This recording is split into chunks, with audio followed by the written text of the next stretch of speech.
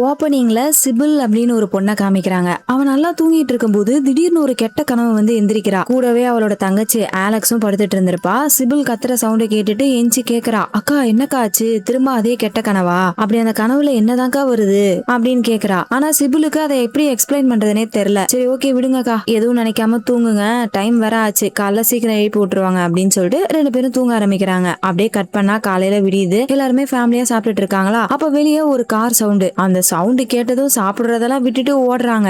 ஏன்னா வந்திருக்கிறது இவங்க ரெண்டு பேருடைய கசின்ஸ். நம்மளோட சின்ன வயசுல நிறைய அழகான மெமரிஸ்க்கு காரணமும் நம்மளுடைய கசின்ஸா தான் இருப்பாங்க. சோ இவங்களும் அவங்களோட கசின்ஸ பார்த்ததும் அவங்களுக்கு தலகால் புரியல. இதோ இருக்காங்கல்ல, இந்த பொண்ணுடைய பேரு தியோ, இன்னொரு பொண்ணு பேரு ஜோயி. 4 பேரும் ஒன்னா சேர்ந்துட்டாங்க. சேர்ந்தோடனே என்ன விளையாட்டு தான். ஃபர்ஸ்ட் வில்லம்ப வச்சு விளையாடுறாங்க. மொத்தமா 3 ரவுண்டு. ஒரு ரவுண்டுல ஒருத்தவங்களுக்கு ஒரே ஒரு அம்பு தான். அந்த அம்பை வச்சு டார்கெட்டை கரெக்டா அடிக்கணும். இதே மாதிரி 3 ரவுண்ட்ல யார் அதிகப்படியான டார்கெட் அடிக்கிறாங்களோ அவங்க தான் கேம்ல வின் ஆனவங்க அப்படின்னு ரூல்ஸ் எல்லாம் சொல்லிட்டு விளையாட ஆரம்பிக்கிறாங்க. அப்படியே ஒரு ஒரு ரவுண்டா கடந்து போகுது. கடைசியா ஒரு ரவுண்ட் வருது. இந்த ரவுண்டுல ஒரு பென்சில் தான் டார்கெட். அதை கரெக்டா யாரு அடிக்கிறாங்களோ அவங்க தான் ஜெயிச்சாங்க. ஃபர்ஸ்டே தியோவும் ஆலெக்ஸும் எலிமினேட் ஆயிட்டாங்க. அடுத்து விளையாட போறது நம்ம சிபில். கரெக்டா எய்ம் பண்ணி அந்த பென்சில்ல அம்பு விட போகும்போது இவங்களுக்கு அந்த நைட் மேர் வரும்ல, அது ஞாபகம் வந்துருது. அதனால அம்பு விடுறது மிஸ் ஆயிடுது. அடுத்து என்ன, ஜோயி தான் விளையாடணும். அவங்க கரெக்டா அந்த டார்கெட் அடிச்சிடுறாங்க. சோ அதிகப்படியா நம்ம ஜோயி தான் நிறைய மேட்ச்ல வின் ஆயிருக்கிறதுனால அவங்க இந்த கேம்ல ஜெயிச்சிட்டாங்க. சரி சரி ஓகே, இந்த கேம் சூப்பரா போச்சா,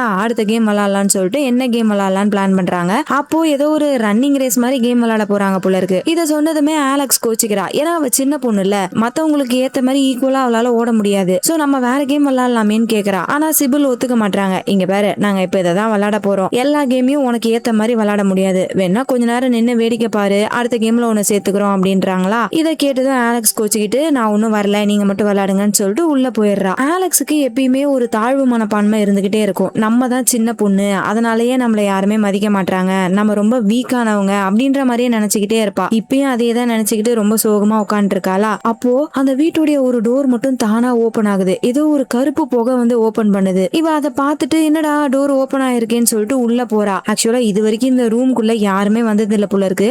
ஆலெக்ஸுமே இந்த ரூம் இப்பதான் ஃபர்ஸ்ட் டைம் பாக்குறா. இது இவங்களோட தாத்தா ரூம் போல இருக்கு. உள்ள வந்து பார்த்தா ஏகப்பட்ட புக்ஸ் இருக்கு. அந்த இடமே பார்க்க சூப்பரா இருக்கு. அப்ப அங்க ஒரு கிளாக் இருக்கு. அந்த கிளாக்ல ரொம்பவே வித்தியாசமா 4 முள்ளு இருக்கு. பார்க்கவே டிஃப்ரெண்டா இருக்குல்ல. அதே மாதிரிதான் ஆலெக்ஸும் பாத்துக்கிட்டு இருக்கா. அப்ப அந்த 4 முள்ளுல ஒரு முள்ளு மட்டும் ஃபாஸ்டா போயிட்டு வேற ஒரு டைம்ல நிக்குது. இந்த மாதிரி ஆனதும் அப்படியே கட் பண்ணி வெளியே பார்த்தா இவங்க 3 பேருமே விளையாண்டு இருக்காங்க. தியோ பினிஷிங் லைன்ல நிக்கிறா. சிபிலும் ஜோயும் தான் ஓடி வராங்க. ஓடி வரும்போது ஜோயி ஒரு கல்லுல கால் தடிக்கி கீழே விழுந்து பயங்கரமா அடிபட்டுருது. இந்த மாதிரி அடிபட்ட சீன் நடந்துச்சுல, ஆக்சுவலா இது ரியலா நடந்தது கிடையாது. இந்த மாதிரி ஃபியூச்சர்ல நடக்க போகுது. அதுக்கு காரணம் ஆலெக்ஸ் இருக்கக்கூடிய ரூம்ல அந்த முள்ளு வேகமா போய் வேற ஒரு டைம்ல நின்னுச்சுல, அதுதான். அங்க அந்த மாதிரி டைம் வேகமா போனதுனால இந்த பக்கம் சிபிலுக்கு என்ன நடக்க போகுதுன்னு அவளுக்கு தெரிஞ்சிருக்கு. எப்படின்னு தெரியல. அவளுக்கு முன்னாடியே அந்த பவர் இருக்கா இல்ல இப்பதான் அந்த ஃபியூச்சரை பார்க்கக்கூடிய பவர் இருக்கான்னு தெரியல. அவளுக்கு இந்த மாதிரி தான் நடக்க போகுதுன்னு தெரிஞ்சிருச்சு. உடனே இந்த பக்கம் ரூம்ல இருக்க முள்ளு திரும்ப அதோடைய பழைய நிலைமைக்கே வந்துருது. சோ கொஞ்ச நேரம் கழிச்சு ஃபியூச்சர்ல என்ன நடக்க போகுதுன்றது சிபிலுக்கு தெரிஞ்சிருச்சு. இப்ப ரியாலிட்டி தான் நடந்துகிட்டு இருக்கு. வெளியே கேம் விளையாட ஆரம்பிக்கிறாங்க. அதே மாதிரிதான் தியோ பினிஷிங் லைன்ல நிக்கிறா. ஜோயும் சிபிலும் ஓட ஆரம்பிக்கிறாங்க. அப்ப கரெக்டா அந்த கல்லு வந்ததும் ஜோயி தடுக்கி கீழே விழ போறா. அவ விழ போறதுக்கு முன்னாடியே சிபில் போய் தடுத்துடுறா. இவங்க ரெண்டு பேருக்கும் செம ஷாக்கு. எப்படி இவ்வளவு ஃபாஸ்டா ரியாக்ட் பண்ண, நான் விட போறேன்றது உனக்கு முன்னாடியே தெரிஞ்சிருச்சா என்ன அப்படின்லாம் கேக்குறாங்க. சிபிலுக்கு என்ன சொல்றதுன்னே தெரியல. கண்டிப்பா இவ பார்த்த விஷயங்களை சொன்னா இவங்க நம்ப போறதும் கிடையாது. அதனால அப்படியே மழுப்புறா. சரி ஆலெக்ஸ் உள்ள போய் ரொம்ப நேரம் ஆச்சே, வாங்க போய் கூப்பிட்டு வரலாம் அப்படின்னு சொல்லிட்டு அப்படியே பேச்ச மாத்தி அவங்க 2 பேரையும் உள்ள கூப்பிட்டு போறா.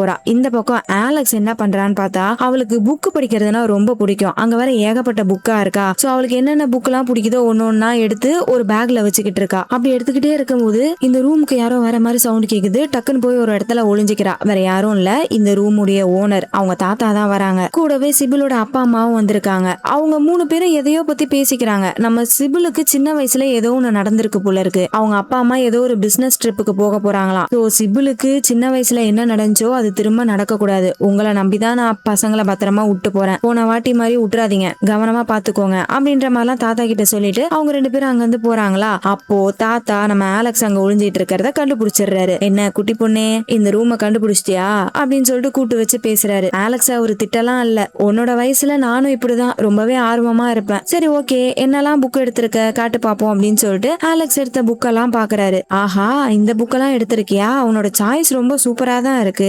ஆனா ஒரு நாள் ஒரே ஒரு புக்கை மட்டும் தான் எடுத்துட்டு போக முடியும். வேணா இந்த புக்கை வச்சுக்கோ, இது ஒரு ரேர் கலெக்ஷன், நான் ரொம்ப பார்த்து சேர்த்து வச்சிருக்கேன். சோ கவனமா அதுக்கு எதுவும் டேமேஜ் ஆகாம படிச்சுட்டு திரும்ப கொண்டு வந்து கொடுத்துடணும், சரியா அப்படின்னு சொல்லிட்டு அந்த ஒரே ஒரு புக்கை மட்டும் பேக்ல வச்சு அலெக்ஸ் கிட்ட கொடுத்து அனுப்பிடுறாரு. அப்படியே வெளியே வந்தா சிபிலோட அம்மா அப்பா, அந்த தியோட அம்மா அப்பா எல்லாருமே சேர்ந்துதான் பிசினஸ் ட்ரிப்புக்கு போக போறாங்க போல இருக்கு. பசங்களா தாத்தா கிட்ட விட்டுட்டு பாய் சொல்லிட்டு அங்கிருந்து கிளம்புறாங்க. தாத்தாவும் இப்ப பசங்க கூட இருக்க மாட்டாரு புள்ள, நான் போய் எல்லாரையும் டிராப் பண்ணிட்டு வந்துடுறேன்னு சொல்லிட்டு அவருமே பசங்களோட அப்பா அம்மா கூட கிளம்பி போயிடுறாரு. இப்ப இவ்வளவு பெரிய வீட்டுல இந்த 4 பசங்க மட்டும் தான் தனியா இருக்காங்க. சரி ஓகே, அடுத்து என்ன கேம் விளையாடலாம், கேட்ச் அண்ட் கேட்ச் விளையாடலாமா அப்படின்னு சொல்லிட்டு விளையாட ஸ்டார்ட் பண்றாங்க. அப்போ அலெக்ஸ் என்ன சொல்றா, இல்ல நான் எப்படியுமே இந்த மேட்ச்ல தோத்துருவேன், என்னால உங்களை பிடிக்க முடியாது, எனக்கு ஒரு புது புக்கு கிடைச்சிருக்கு, நான் அதை படிக்க போறேன் அப்படின்னு சொல்லிட்டு அவன் வாட்டுக்கு ரூமுக்கு போயிடுறா. இதை கேட்டதும் சிபிலுக்கு ஒரு மாதிரி ஆயிடுது. ஏன்னா இதுக்கு முன்னாடி கேம்ல அலெக்ஸை சேர்த்துக்கல, சோ அதனாலதான் அவ இப்படி பேசிட்டு போறா போல இருக்குன்னு சொல்லிட்டு சமாதானப்படுத்துறதுக்காக ரூமுக்கு போறா. அங்க போயிட்டு எப்படியோ அலெக்ஸ் கிட்ட பேசி கொஞ்சம் அவளை சிரிக்க வச்சு சமாதானப்படுத்தி வெளியே கூப்பிட்டு வரா. அப்ப அலெக்ஸ் அவகிட்ட தாத்தா கொடுத்த புக் இருக்குல்ல, அந்த புக்கை காமிக்கிறா. பொதுவாவே தாத்தா அவருடைய புக்ஸை யார்கிட்டயுமே கொடுக்க மாட்டாரு போல இருக்கு, உன்கிட்ட மட்டும் எப்படி கொடுத்தாரு அப்படின்னு சொல்லிட்டு அவங்க 4 பேருமே அந்த புக்கை ஓபன் பண்ணி பாக்குறாங்க. அந்த புக்குக்குள்ள ஒரு லெட்டர் இருக்கு. ஆக்சுவலா அது ஒரு ப்ளூ பிரிண்ட் போல இருக்கு. இவங்க இப்ப இருக்கிறாங்கல்ல இந்த வீட்டுடைய ப்ளூ பிரிண்ட் தான். அதுல டைம் ரூம் அப்படின்னு ஒரு இடம் இருக்கு. ஆனா அந்த இடத்துல எந்த ஒரு ரூமும் இல்ல. ஏன் கபோர்டு வைக்கிறதுக்கு கூட அந்த இடத்துல இடம் கிடையாது. ஆனா இந்த ப்ளூ பிரிண்ட்ல அங்க ஒரு ரூம் இருக்கிற மாதிரி காமிக்குது. என்னடா அது வித்தியாசமா இருக்குன்னு சொல்லிட்டு அங்க போய் பாக்குறாங்க. அங்க ஒரே எம்டி ஸ்பேஸா தான் இருக்கு, ஒண்ணுமே இல்ல. இங்கதான் ஒண்ணுமே இல்லையே, அப்புறம் அந்த ப்ளூ பிரிண்ட்ல எப்படி இருக்கு அப்படின்னு சொல்லிட்டு அந்த பேப்பர் அப்படியே திருப்பி பார்த்தா அங்க நிறைய வார்த்தைகள் எழுதப்பட்டிருக்கு. அதை படிச்சா என்னன்னே புரியல. அந்த லைனை ஃபுல்லா படிச்சுட்டு இந்த பக்கம் திரும்பி பார்த்தா அவங்களுக்கு பின்னாடி புதுசா ஒரு டோர் வந்திருக்கு. இது வரைக்கும் இவங்க அந்த டோரை பார்த்ததே கிடையாது. அதுவும் அந்த டோர் எப்படி இருக்குன்னா ஒரு தனி தூண் மாதிரி இருக்கு. அந்த தூண்ல தான் அந்த கதவு வந்திருக்கு. பின்னாடி போய் பார்த்தா எந்த ஒரு ஸ்பேஸும் இல்ல. எத்தனையோ வாட்டி இந்த இடத்துலதான் இவங்க 4 பேரும் விளையாண்டு இருக்காங்க. ஆனா இந்த டோரை அவங்க பார்த்ததே இல்ல. அப்படியே எல்லாரும் ஷாக்ல பாத்துட்டு இருக்காங்களா. நம்ம அலெக்ஸ் குட்டி பொண்ணு ரொம்ப துருன்னு இருப்பா. அவ வாட்டுக்கு டக்குன்னு கதை ஓபன் பண்ணி உள்ள போயிடுறா. சரின்னு சொல்லிட்டு எல்லாருமே உள்ள போறாங்களா. உள்ள போய் பார்த்தா அவ்வளோ பெரிய ரூமா இருக்கு. அந்த ரூம்குள்ள மேல ஏதோ ஒண்ணு சுத்திக்கிட்டு இருக்கு. அது என்னன்னு தெரியல. ஆனா அந்த இடம் ஃபுல்லா ஏகப்பட்ட பழைய பொருட்களா இருக்கு. அப்புறம் ஒரு கண்ணாடி பாக்ஸ்குள்ள கருப்பு கலர் புகைய அடைச்சு வச்சிருக்காங்க. இந்த புகை தான் நம்ம சிபிலுக்கு அவளோட கெட்ட கனவுல வந்திருக்கும். அண்ட் தாத்தாவோட டோரை ஓபன் பண்ணி விட்டதும் இந்த கருப்பு புகை தான். அதை இங்க ஒரு பாக்ஸ்ல அடைச்சு வச்சிருக்காங்க. அப்ப அலெக்ஸ் என்ன பண்றா, அங்க நிறைய கோலி குண்டு இருக்கு. அதுல ஒன்னு எடுத்து கீழே தூக்கி போடுறாளா. உடனே அந்த இடம் ஃபயர் ஆயிடுது. இந்த மாதிரி அந்த இடம் ஃபுல்லாவே ரொம்ப மேஜிக்கலா இருக்கு. அப்ப ஜோயி என்ன பண்றா, இவங்க வந்த டோரை ஓபன் பண்றாளே, பார்த்தா இப்ப அங்க வீடே இல்ல, வேற ஒரு இடம், ஏதோ ஒரு காடு மாதிரி இருக்கு. நார்னியா படத்துல எப்படி கபோர்டுக்குள்ள போனா ஒரு காடு வரும் அந்த மாதிரி இருக்கு. கதவை மூடிட்டு திரும்ப திறந்தா நம்ம வீடு வந்துரும்னு பார்த்தா அப்பயுமே வீட்டை காணோம், அதே காடு தான் இருக்கு. சிபில் ரொம்பவே பயந்து போயிடுறா. அலெக்ஸ பத்தி சொல்லவா வேணும். டக்குன்னு அந்த டோர் ஓபன் பண்ணி காட்டுக்குள்ள போயிடுறா. அப்படியே பின்னாடியே ஜோயியும் போயிடுறா. தியோக்கும் சிபிலுக்கும் என்ன பண்றதுன்னு தெரியல. இந்த வழியை தவிர வேற ஒரு டோரும் கிடையாது வீட்டுக்கு போறதுக்கு. சோ வேற வழி இல்லைன்னு சொல்லிட்டு இவங்களுமே அந்த டோர் வழியா காட்டுக்குள்ள போறாங்க. இவங்க 4 பேரும் அந்த இடத்துக்குள்ள வந்ததும் இவங்க வந்த கதவு மறைஞ்சு போயிடுது. அதே சமயம் இந்த பக்கம் வீட்டுல காமிக்கிறாங்க.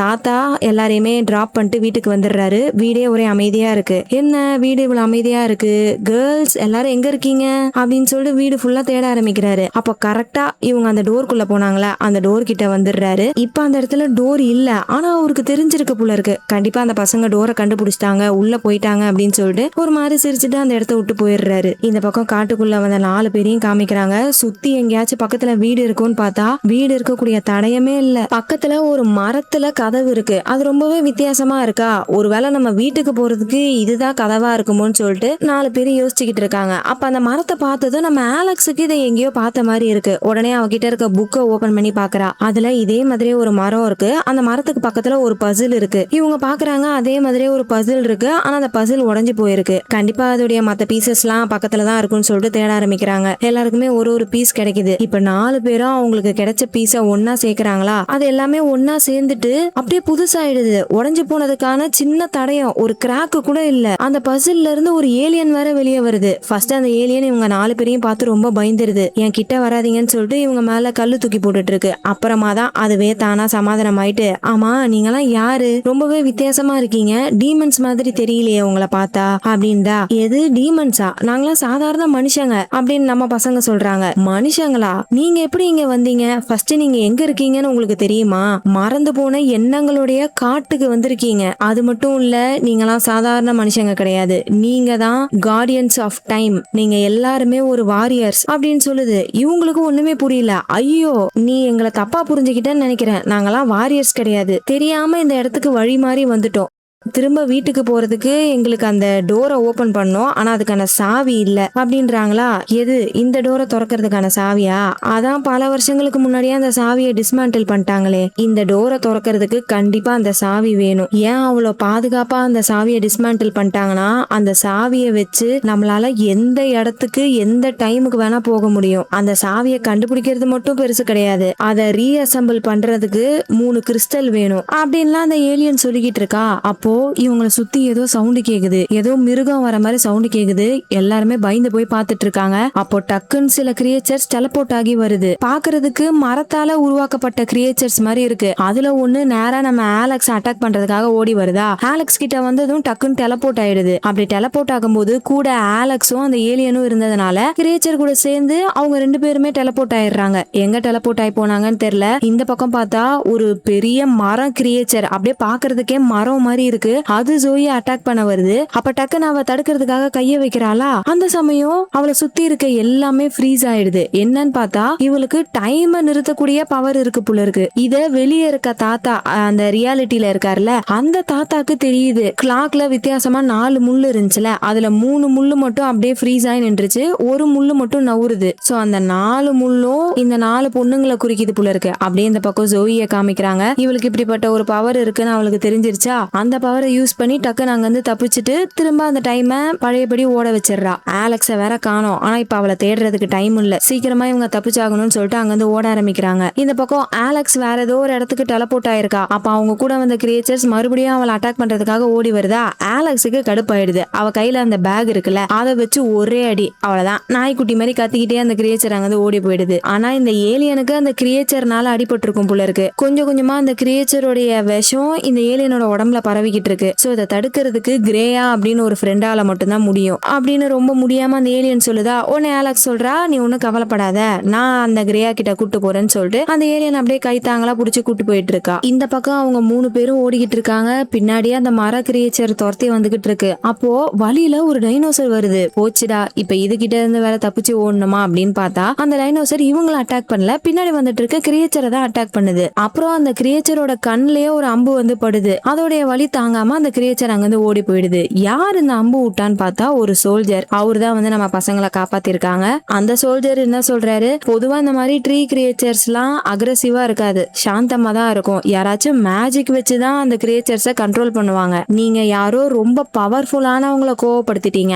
அதனாலதான் அவங்க இப்படி பண்ணிருக்காங்க அப்படின்னு சொல்லிட்டு அந்த டைனோசர் இருக்குல்ல, அதோடைய பேரு ஷேடோவா. அந்த ஷேடோவை கூப்பிட்டு ஆலெக்ஸோட வாசனையை மோப்ப முடிக்க வச்சு நாயெல்லாம் எப்படி மோப்ப சக்தியை வச்சு கண்டுபிடிக்கும் அந்த மாதிரி இந்த டைனோசர் அனுப்பி வைக்கிறான்.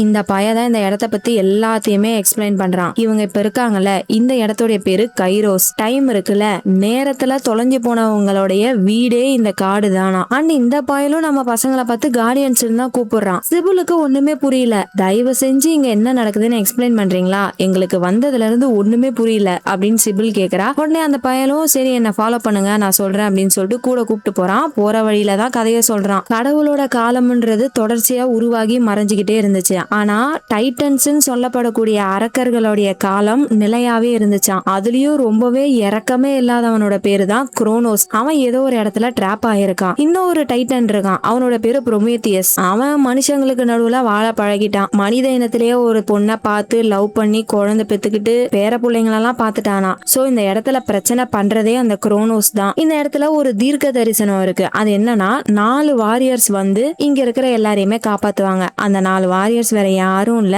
நம்ம 4 பசங்க தான் அப்படின்ற மாதிரி இந்த சோல்ஜர் பையன் நம்புறான். இவங்களுக்கு அதுல சுத்தமா நம்பிக்கையே இல்ல. என்ன ஏதோ கட்டுக்கதை விட்டுக்கிட்டு இருக்கான் அப்படின்னு சொல்லிட்டு அப்படியே நிமிர்ந்து பார்த்தா அங்க 4 சிலை இருக்கு. அச்சு அசலா இவங்கள மாதிரியே ஒரு குட்டி பொண்ணு கூட 3 பொண்ணுங்க இருக்கிற மாதிரி சிலை இருக்கு. அதை பார்த்துட்டு அப்படியே வாயடிச்சு போய் நிக்கிறாங்க. அப்புறம் இவங்களுக்கு ஒரு சாவி வேணும். அந்த சாவியை ரீஅசெம்பிள் பண்றதுக்கு 3 கிறிஸ்டல் வேணும். அந்த 3 கிறிஸ்டலும் 3 தனித்தனி கோயில்ல இருக்கான். வாரியர்ஸோடைய வம்சாவளியால மட்டும்தான் அந்த கோயிலுக்குள்ள போக முடியும். அப்படி அந்த கோயிலுக்குள்ள போனா உங்களுக்கே என்னன்னு புரிய வரும். பட் அந்த கோயிலுக்குள்ள என்ன காத்துக்கிட்டு இருக்குன்னு உங்களுக்கு தெரியாதுல. சோ அதுக்கு முன்னாடி உங்களை ட்ரெயின் பண்ணணும்னு சொல்லிட்டு இந்த சோல்ஜர் அந்த 3 பேரையும் ஒரு இடத்துக்கு கூட்டு போறான். ஒரு வாரியர்ஸுக்குள்ளயும் தனி திறமைகள் இருக்கு, அதை ஃபோக்கஸ் பண்ணி வெளியே கொண்டு வரணும்னு சொல்லிட்டு இந்த சோல்ஜர் பையன் என்ன பண்றான், சிபுலோட கையில ஏதோ ஒண்ணு கொடுத்துட்டு கண்ணை மூடி ஃபோக்கஸ் பண்ண சொல்றான். சிபுலும் அதே மாதிரி பண்றாங்களா, அப்படியே கரெக்டா ஃபோக்கஸ் பண்ணிக்கிட்டே இருக்கும்போது டக்குன்னு அவங்க கையில இருக்க பொருள் ஒரு வில் அம்பா மாறி அவங்களோட ட்ரெஸ் எல்லாம் மாறிடுது. சோ அந்த பையன் சொல்ற மாதிரி நம்மளுக்கு உண்மையிலே பவர்ஸ் எல்லாம் இருக்கும் போல இருக்கேன்னு சொல்லிட்டு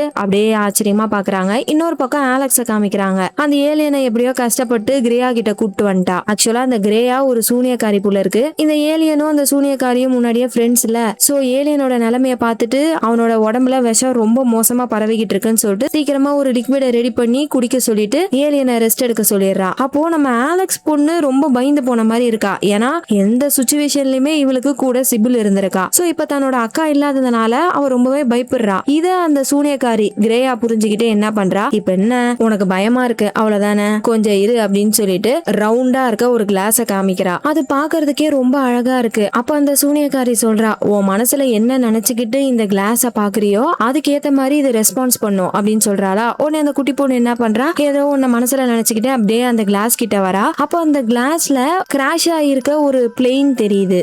என்னன்னு பார்த்தோம்னா நம்ம குட்டி பொண்ணு ஆலெக்ஸுக்கு ஒரு பைலட்டை ரொம்பவே பிடிக்கும் போல. ஆனா அந்த பைலட் பல வருஷங்களுக்கு முன்னாடி வானத்துல பிளெயின்ல பறந்துகிட்டு இருக்கும் போது அப்படியே காணாம போயிட்டாங்க. அவங்கள எவ்வளவு தேடியுமே அவங்க கிடைக்கவே இல்லை. சோ அந்த பைலட்டுமே டைம்னால தொலைஞ்சு போயிருக்காங்க. அப்படி டைம்னால தொலைஞ்சு போனா அவங்க எங்க வருவாங்க, இந்த மாய காட்டுக்கு தான் வருவாங்க. அதே மாதிரிதான் அந்த பைலட் இந்த மாய காட்டுக்குள்ளதான் இருக்காங்க. இங்கதான் பக்கத்துல ஏதோ அட்லாண்டிஸ்ன்னு ஒரு இடம் இருக்கான், அங்கதான் இருக்காங்களாம். இதெல்லாம் பாத்துக்கிட்டே இருக்கும்போது அந்த ஏலியனுக்கு கொஞ்சம் ஸ்ட்ரென்த் வந்துருச்சு. இது எல்லாத்தையுமே பாக்குதா. அப்போ ஆலெக்ஸ் வந்து அந்த ஏலியன் கிட்ட சொல்றா, நான் அந்த அட்லாண்டிஸுக்கு போய் பைலட்டை பார்க்கணும், என்ன கூட்டு போறியா அப்படின்னு ஏலியன் கிட்ட கேக்குறா. அதுக்கு அந்த ஏலியன் என்ன சொல்லுது, இந்த ஏலியனால அந்த அட்லாண்டிக் இடத்துக்கு வர முடியாதான். ஏன்னா இந்த ஏலியன் ரொம்ப குட்டியா வீக்கா இருக்குல்ல. சோ இந்த மாதிரி பலவீனமான ஆட்கள் எல்லாம் அந்த அட்லாண்டிஸ் இடத்துக்கு போக முடியாதான். இத சொல்லி அந்த ஏலியன் ஃபீல் பண்ணுதா. அதை கேட்டுதான் ஆலெக்ஸுக்கும் ஒரு மாதிரி ஆயிடுது. ஏன்னா இவளுமே அந்த ஏலியன் மாதிரிதான், இவளுக்குள்ளேயும் ஒரு தாழ்வு மனப்பான்மை இருக்கு. நம்ம குட்டி பொண்ணு நம்மள ஒதுக்கி தான் வைப்பாங்க, மட்டம் தட்டிக்கிட்டே இருப்பாங்கன்னு ஆலெக்ஸுக்கு ஒரு எண்ணம் இருக்கும்ல.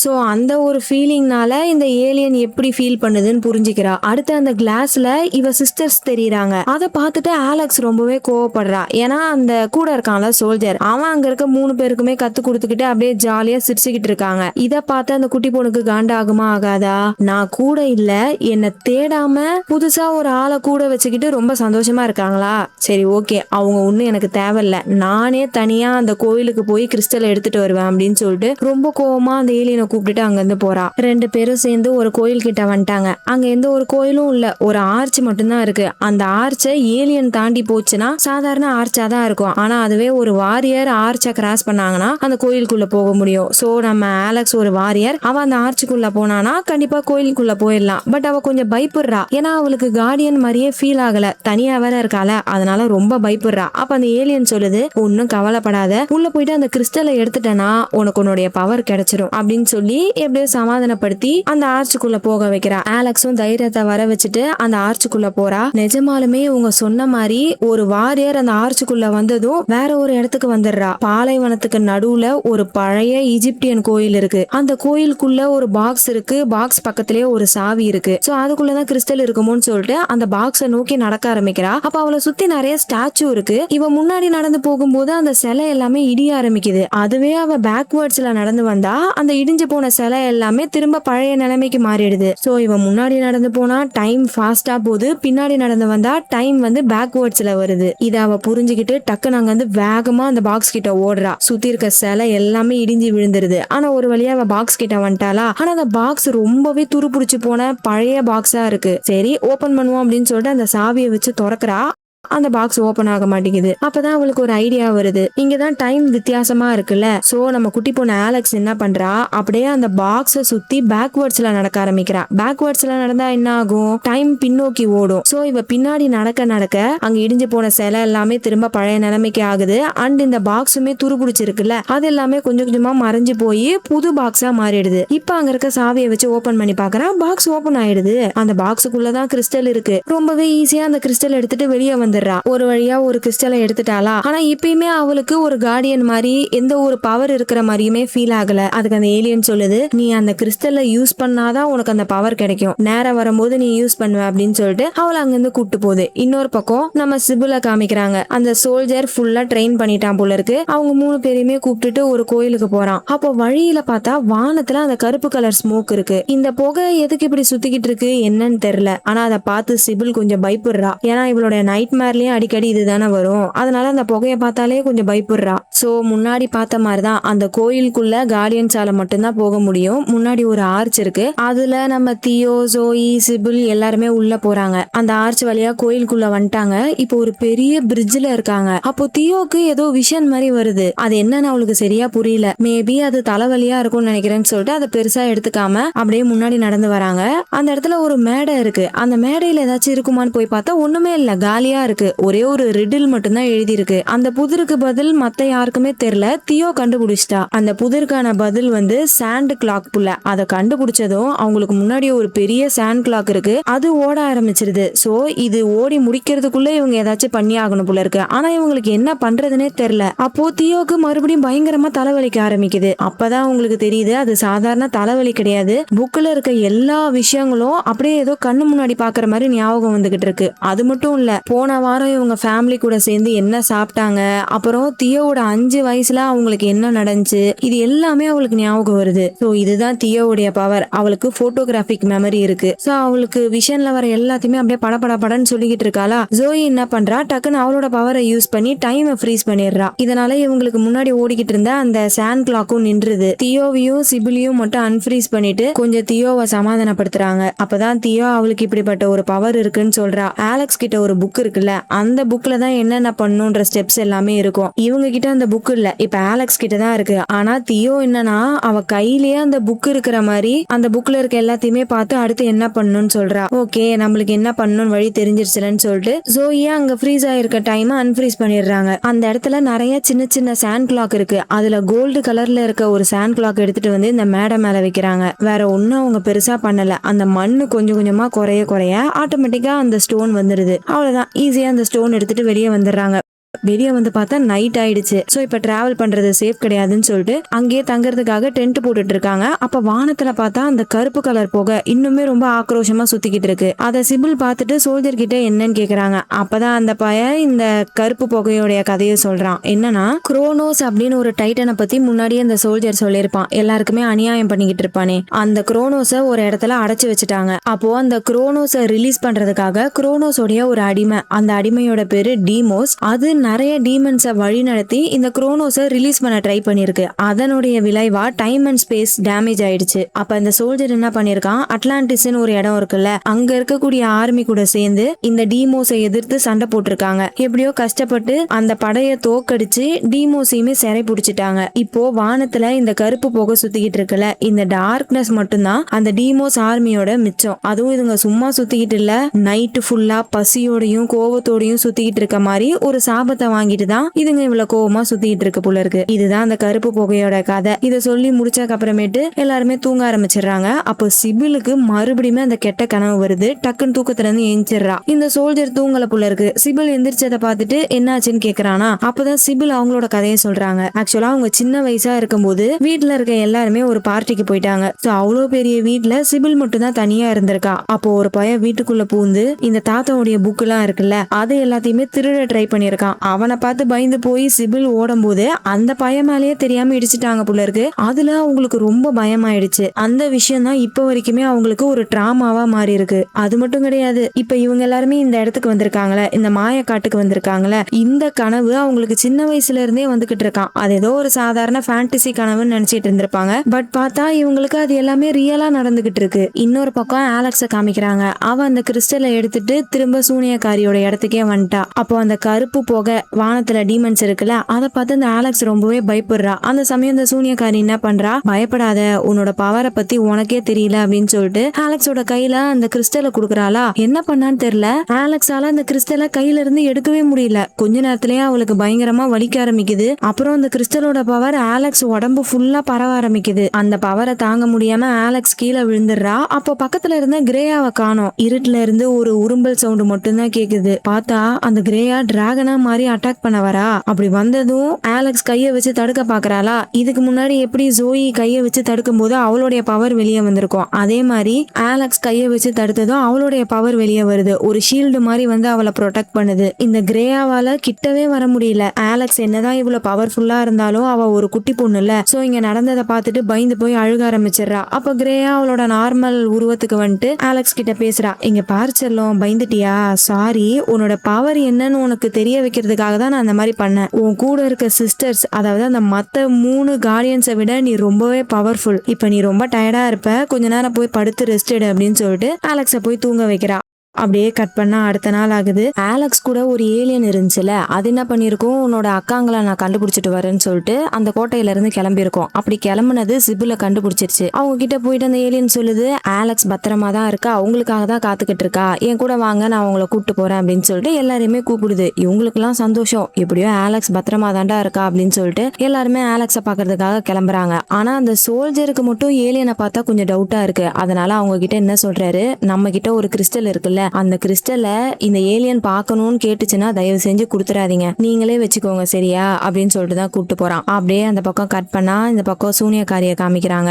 இந்த சூனியக்காரி கிரேயா அந்த ஏலியன் கூட கிளாஸ் மூலியமா பேசிக்கிட்டு இருக்கா. அப்ப அந்த ஏலியன் என்ன சொல்லுதுன்னு பாருங்க, எல்லாமே பிளான் படி தானே போயிட்டு இருக்கு, அவ ரெடியா இருக்கால, நான் எல்லாரையுமே கூப்பிட்டு வந்துகிட்டு இருக்கேன் அப்படின்லாம் சொல்லுது. அப்ப கரெக்டா ஆலெக்ஸ் தூக்கத்துல இருந்து எஞ்சி வரா. அவ வரத பார்த்ததும் இந்த கிரேயா அப்படியே பச்சை போய் பேசுறா. என்ன சொல்றானா, சிபில் கூட ஒரு சோல்ஜர் இருக்கான்ல, அந்த சோல்ஜர் உன் சிஸ்டர்ஸ் கிட்ட இருக்க கிறிஸ்டலை திருடிட்டான். உன்னோட சிஸ்டர்ஸால அவனை எதிர்த்து சண்டை போட முடியல, ஏன்னா அவங்க கிட்ட எந்த ஒரு பவர்ஸும் இல்ல. அவங்க எல்லாருமே அந்த சோல்ஜர் கிட்ட மாட்டிக்கிட்டாங்க. இந்த ஏலியன் காப்பாத்துறதுக்காக போச்சு, பட் அதுவுமே ரொம்ப வீக்கா இருக்கிறதுனால கண்டிப்பா அவனால சர்வை பண்ண முடியாது. என்னால வேற இந்த கோட்டையை விட்டு வெளியே வர முடியாது, ஏன்னா அந்த 3 கோயில்ல இருக்கக்கூடிய கிறிஸ்டலை எடுத்தாதான் என்னால இந்த இடத்த விட்டு வெளியே வர முடியும் அப்படின்லாம் சொல்லிட்டு ஆலெக்ஸ் பார்க்காத நேரம் அப்படியே வில்லத்தனமா சிரிக்கிறா. இவ ஏதோ ஒரு கோல்மால் வேலை பண்றான்னு தெரியுது, பட் நம்ம குட்டி பொண்ணு ஆலெக்ஸுக்கு தெரியாதுல. சோ இவளை பத்தி புரிஞ்சுக்காம ஆலெக்ஸ் என்ன சொல்றா, அப்ப எனக்கு வேற வழியே இல்ல, நான் தான் என்னோட அக்காங்களை காப்பாத்தி ஆகணும், இது வரைக்கும் எல்லாத்துக்கும் பயந்துட்டு இருந்தது போதும் அப்படின்னு சொல்லிட்டு அந்த கிறிஸ்டல் அப்படியே கையில எடுக்கிறா.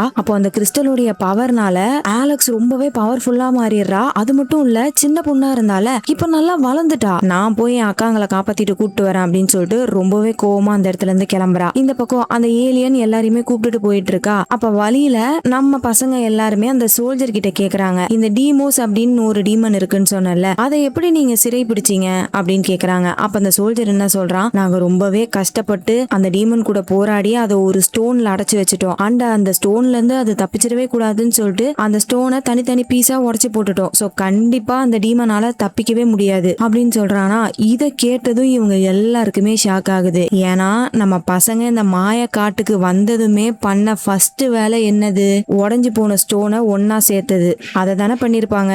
அதுல இருந்து தானே அந்த ஏலியன் வந்திருக்கும். சோ அந்த டீமோஸ்ன்ற டீமன் வேற யாருமே கிடையாது, இவங்க கூட சுத்திக்கிட்டு இருக்க அந்த ஏலியன் தான். அது மட்டும் இல்ல, இந்த ஏலியன் இவங்க 3 பேர்கிட்டயும் என்ன சொல்லியிருக்கோம், நீங்க வீட்டுக்கு போகணும்னா ஒரு சாவி வேணும், அந்த சாவிக்கு 3 கிறிஸ்டல் வேணும் அப்படின்னு தானே சொல்லியிருக்கோம். பட் உண்மை என்னன்னா, அந்த சாவியை வச்சு இவங்களால இவங்க வீட்டுக்கு போகவே முடியாது புள்ள. அந்த சாவி எதுக்குன்னா டைம் அண்ட் ஸ்பேஸை ஓபன் பண்றதுக்காக. சோ இவ்வளோ நேரமா கூட இருந்தே இவங்க எல்லாரையுமே ஏமாத்தி இருக்கு. அதை இவங்க கண்டுபிடிச்சிட்டாங்களா. ஆனா ஃபர்ஸ்ட் ஆலெக்ஸை காப்பாத்தி ஆகணும். சோ அவளை காப்பாத்தினக்கு அப்புறமேட்டு இந்த ஏலியனை பாத்துக்கலாம் அப்படின்னு சொல்லிட்டு அப்படியே அமைதியா அந்த ஏலியன் கூட போறாங்க. இந்த ஏலியனும் அவங்கள ஒரு கோயில் கிட்ட கூட்டு போகுது. அதாவது கடைசியா ஒரு கோயில்ல இருந்து கிறிஸ்டல் எடுக்கணும்ல, அந்த கோயிலுடைய ஆர்ச்சுக்கு கூட்டு போகுது.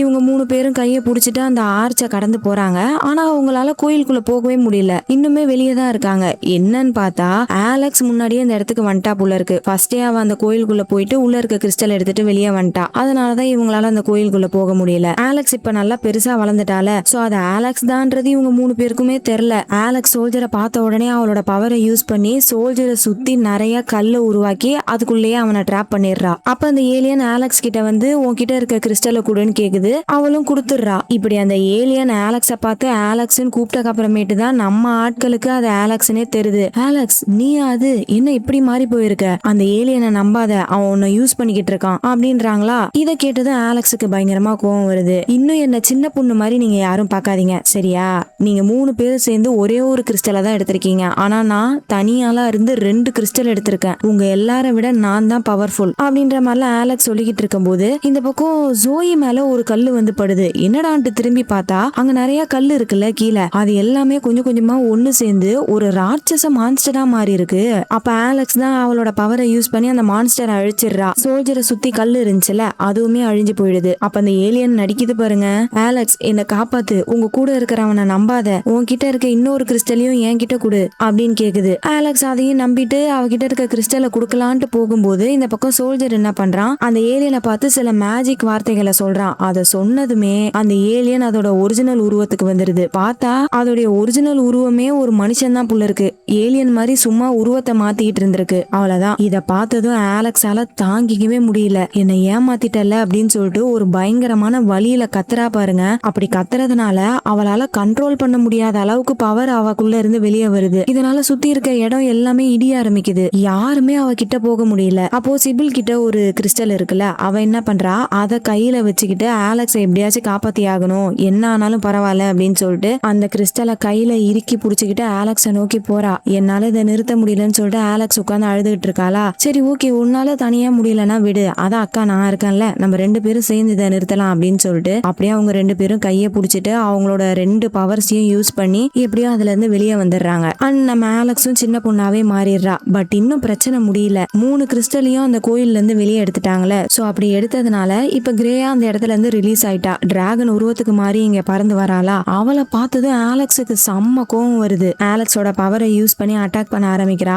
அப்ப இவங்க 4 பேருமே ஒன்னா சேர்ந்து நம்ம கார்டியன் ஆஃப் டைம் ஆகிறதுக்கு நேரம் வந்துருச்சு அப்படின்னு சொல்லிட்டு அவங்க கிட்ட இருக்க 2 கிறிஸ்டலையும் ஒன்னா சேர்க்கிறாங்க. இது மூலியமா இவங்க 4 பேருமே பாஸ்டுக்கு போயிடுறாங்க. அதாவது ரொம்ப தூரம் பாஸ்டுக்கு இல்ல, கொஞ்ச நேரத்துக்கு முன்னாடி சண்டை நடந்துச்சுல அந்த டைமுக்கு போயிடுறாங்க. இதுக்கு முன்னாடி நடந்த எல்லாத்தையுமே அவங்க பார்த்துட்டு இருக்காங்க. கல் எல்லாமே கொஞ்சம் கொஞ்சமா ஒன்னு சேர்ந்து ஒரு ஜெயிண்ட் மான்ஸ்டரா மாறுச்சுல, அப்படியே அந்த கிரியேச்சர் உருவாகிறதையும் பார்த்துட்டு இருக்காங்க. அந்த சமயம் தியோ என்ன பண்றா, ஒரு கல்லை எடுத்து ஜோயி மேல தூக்கி போடுறா.